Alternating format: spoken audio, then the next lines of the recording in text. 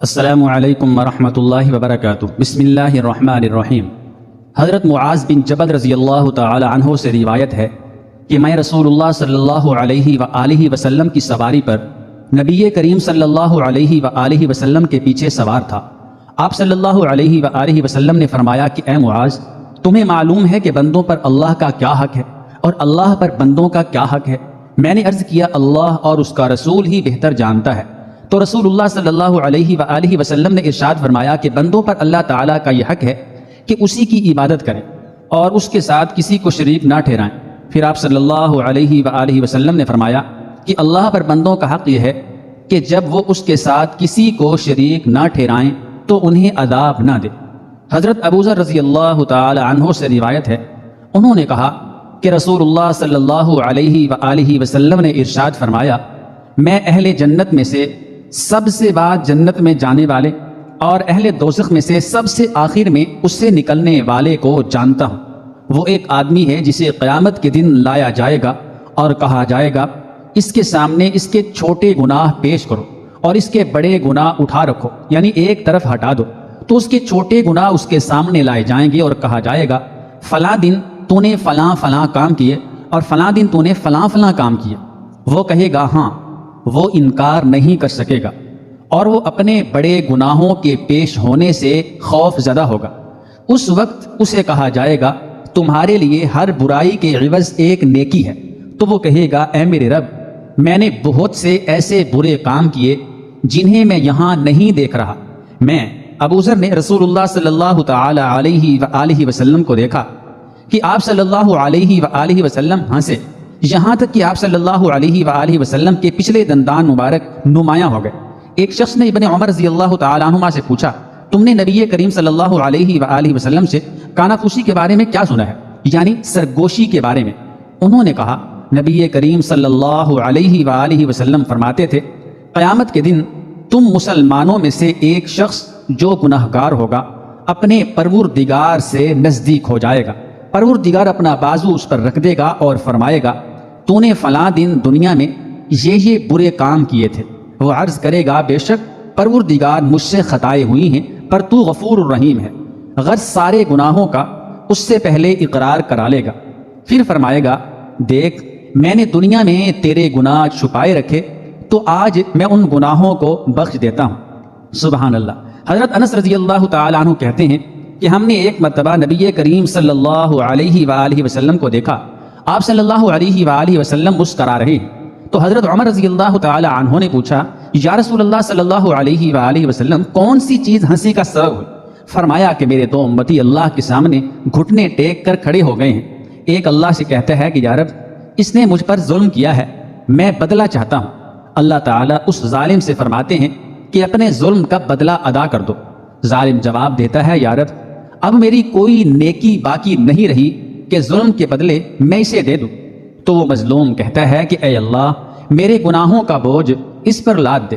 یہ کہتے ہوئے حضور صلی اللہ علیہ وآلہ وسلم آپ دیدہ ہو گئے اور فرمانے لگے کہ وہ بڑا ہی سخت دن ہوگا، لوگ اس بات کے حاجت مند ہوں گے کہ اپنے گناہوں کا بوجھ کسی اور کے سر دھر دیں۔ اب اللہ تعالیٰ طالب انتقام سے فرمائے گا کہ نظر اٹھا کر جنت کی طرف دیکھ۔ وہ سر اٹھائے گا، جنت کی طرف دیکھے گا اور عرض کرے گا یا رب اس میں تو چاندی اور سونے کے محل ہیں، موتیوں کے بنے ہوئے ہیں یا رب، یہ محل کس نبی اور کس صدیق اور شہید کے ہیں؟ اللہ تعالیٰ فرمائیں گے جو اس کی قیمت ادا کرتا ہے اس کو دے دیے جاتے ہیں۔ وہ کہے گا یا رب کون اس کی قیمت ادا کر سکتا ہے؟ اللہ تعالیٰ فرمائیں گے تو اس کی قیمت ادا کر سکتا ہے۔ اب وہ عرض کرے گا یا رب کس طرح؟ اللہ جل شانہ ارشاد فرمائے گا اس طرح کہ تو اپنے بھائی کو معاف کر دے۔ وہ کہے گا یا رب میں نے معاف کیا۔ اللہ تعالیٰ فرمائیں گے اب تم دونوں ایک دوسرے کا ہاتھ تھامے جنت میں داخل ہو جاؤ۔ اس کے بعد آپ صلی اللہ علیہ وآلہ وسلم نے فرمایا اللہ سے ڈرو، آپس میں صلح قائم رکھو، کیونکہ قیامت کے روز اللہ تعالیٰ بھی مؤمنین کے درمیان آپس میں صلح کرانے والا ہے۔ حضرت ابو ہریرہ رضی اللہ تعالی عنہ بیان کرتے ہیں کہ حضور نبی اکرم صلی اللہ علیہ وآلہ وسلم نے اپنے رب سے روایت بیان کرتے ہوئے فرمایا ایک بندے نے گناہ کیا، پھر بارگاہ الہی میں عرض کیا اے اللہ میرے گناہ کو بخش دے۔ اللہ تبارک و تعالی نے فرمایا میرے بندے نے گناہ کیا ہے اور اسے یقین ہے کہ اس کا رب گناہ معاف بھی کرتا ہے اور گناہ پر گرفت بھی کرتا ہے، سو اللہ تعالیٰ اسے بخش دیتا ہے۔ پھر دوبارہ وہ بندہ گناہ کرتا ہے اور کہتا ہے اے میرے رب میرا گناہ معاف کر دے۔ اللہ تبارک و تعالیٰ فرماتا ہے میرے بندے نے گناہ کیا ہے اور اسے یقین ہے کہ اس کا رب گناہ معاف بھی کرتا ہے اور گناہ پر گرفت بھی کرتا ہے، سو وہ اسے پھر بخش دیتا ہے۔ وہ بندہ پھر گناہ کرتا ہے اور کہتا ہے اے میرے رب میرے گناہ کو معاف کر دے۔ اللہ تعالیٰ فرماتا ہے میرے بندے نے گناہ کیا ہے اور اسے یقین ہے کہ اس کا رب گناہ معاف بھی کرتا ہے اور گناہ پر مواخذہ بھی کرتا ہے، سو اللہ تعالیٰ فرماتا ہے تم جو چاہو کرو میں نے تمہاری مغفرت کر دی۔ راوی حدیث نے کہا مجھے یاد نہیں آپ نے تیسری یا چوتھی بار فرمایا تھا جو چاہو کرو۔ اس کا یہ مطلب نہیں کہ بندہ جو مرضی پھر گناہ کرتا رہے جان بوجھ کر، بلکہ کوشش کرتا رہے گناہوں سے بچنے کی۔ بنی اسرائیل کے زمانے میں ایک مرتبہ قحط پڑ گیا، مدتوں سے بارش نہیں ہو رہی تھی۔ لوگ حضرت موسیٰ علیہ السلام کے پاس گئے اور عرض کیا یا کلیم اللہ رب تعالیٰ سے دعا فرمائیں کہ بارش نازل فرمائے۔ چنانچہ حضرت موسیٰ علیہ السلام اپنی قوم کو ہمراہ لائے اور بستی سے باہر دعا کے لیے آ گئے۔ یہ لوگ 70,000 یا اس سے کچھ زائد تھے۔ موسیٰ علیہ السلام نے بڑی عاجزی سے دعا کرنا شروع کی، میرے پروردگار ہمیں بارش سے نواز، ہمارے اوپر اپنی رحمتوں کی نوازش کر۔ چھوٹے چھوٹے معصوم بچے، بے زبان جانور، بوڑھے اور بیمار سبھی تیری رحمت کے امیدوار ہیں، تو ان پر ترس کھاتے ہوئے ہمیں اپنے دامن رحمت میں جگا دے۔ دعائیں ہوتی رہیں مگر بادلوں کا دور دور تک کوئی پتہ نہ تھا۔ سورج کی تپش اور تیز ہو گئی۔ حضرت موسیٰ علیہ السلام کو بڑا تعجب ہوا، اللہ تعالیٰ سے دعا کے قبول نہ ہونے کی وجہ پوچھی تو وحی نازل ہوئی تمہارے درمیان ایک ایسا شخص ہے جو گزشتہ 40 سالوں سے مسلسل میری نافرمانی کر رہا ہے اور گناہوں پر مصر ہے۔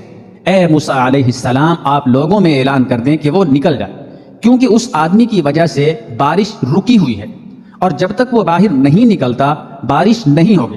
حضرت موسیٰ علیہ السلام نے عرض کیا باری تعالیٰ میں کمزور سا تیرا بندہ، میری آواز بھی ضعیف ہے، یہ لوگ 70,000 یا اس سے بھی زیادہ ہیں، میں ان تک کیسے آواز پہنچاؤں گا؟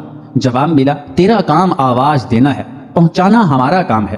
حضرت موسیٰ علیہ السلام نے اپنی قوم کو آواز دی اور کہا اے رب کے گناہگار اور نافرمان بندے جو گزشتہ 40 سال سے اپنے رب کو ناراض کر رہا ہے اور اس کو دعوت مبارزت دے رہا ہے، لوگوں میں سے باہر آ جا، تیرے ہی کالے کرتوتوں کی پاداش میں ہم باران رحمت سے محروم ہیں۔ اس گناہگار بندے نے اپنے دائیں بائیں دیکھا، کوئی بھی اپنی جگہ سے نہ ہلا۔ وہ سمجھ گیا کہ وہی مطلوب ہے، سوچا کہ اگر میں تمام لوگوں کے سامنے باہر نکلا تو بے حد شرمندگی ہوگی اور میری جگ ہنسائی ہوگی، اور اگر میں باہر نہ نکلا تو محض میری وجہ سے تمام لوگ بارش سے محروم رہیں گے۔ اب اس نے اپنا چہرہ اپنی چادر میں چھپا لیا، گزشتہ اپنے اعمال و افعال پر شرمندہ ہوا اور یہ دعا کی اے میرے رب تو کتنا کریم اور بردبار ہے کہ میں 40 سال تک تیری نافرمانی کرتا رہا اور تو مجھے مہلت دیتا رہا، اور اب تو میں جہاں تیرا فرما بردار بن کر آیا ہوں، تو میری توبہ کو قبول فرما اور مجھے معاف فرما کر آج کی ذلت و رسوائی سے بچا لے۔ ابھی اس کی بات پوری بھی نہیں ہوئی تھی کہ آسمان بادلوں سے بھر گیا اور موسلا دھار بارش شروع ہو گئی۔ اب حضرت موسیٰ علیہ السلام نے دوبارہ عرض کیا یا الہی آپ نے بارش کیسے برسانا شروع کر دی؟ وہ نافرمان بندہ تو مجمع سے باہر نہیں آیا۔ اللہ تعالیٰ نے فرمایا اے موسیٰ علیہ السلام جس کی بدولت میں نے بارش روک رکھی تھی اسی کی بدولت اب بارش برسا رہا ہوں، اس لیے کہ اس نے توبہ کر لی ہے۔ موسیٰ علیہ السلام نے عرض کیا یا اللہ اس آدمی سے مجھے بھی ملا دے تاکہ میں اس کو دیکھ لوں۔ فرمایا اے موسیٰ میں نے اس وقت اس کو رسوا نہیں کیا جب وہ میری نافرمانی کرتا رہا، یعنی اس وقت اس کا میں نے پول نہیں کھولا، اور اب جب کہ وہ میرا مطیع اور فرما بردار بندہ بن چکا ہے تو اسے کیسے شرمندہ اور رسوا کر سکتا ہوں؟ وہ ایک گناہگار اور نافرمان شخص تھا اور اس کی بدولت بارش کا نزول نہیں ہو رہا تھا، اور چند کو چھوڑ کر تمام امت ہی گناہگار اور غفلت میں ہو تو پھر کیا حشر ہوگا؟ تھوڑا نہیں بہت سارا سوچیے۔ اللہ تعالی ہم سب کو توبہ کی توفیق عطا فرمائے۔